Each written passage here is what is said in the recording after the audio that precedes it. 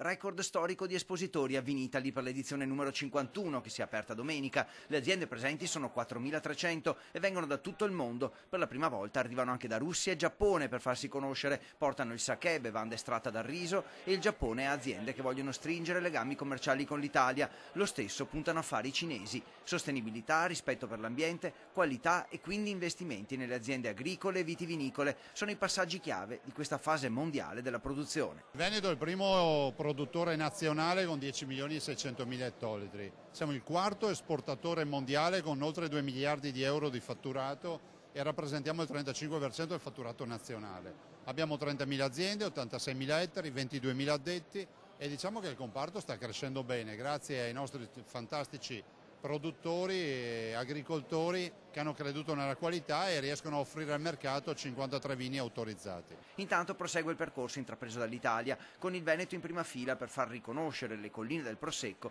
patrimonio dell'umanità per l'UNESCO, un biglietto da visita da spendere nel mondo non solo per la qualità dei vini, ma anche per la bellezza dei territori. Ma c'è già una nuova sfida e un nuovo traguardo. Patrimonio dell'umanità, 15 comuni delle colline del Prosecco significa fare un salto di qualità estremo, entrare nel gota dei grandi territori mondiali e quindi lo dico ai viticoltori del Prosecco, me lo dico a tutta la viticoltura veneta, saremmo oggetto di grande attenzione, di grande attrazione, perché poi quando uno dice patrimonio dell'umanità Prosecco comunque viene a farsi il giro del vino, no, del Veneto.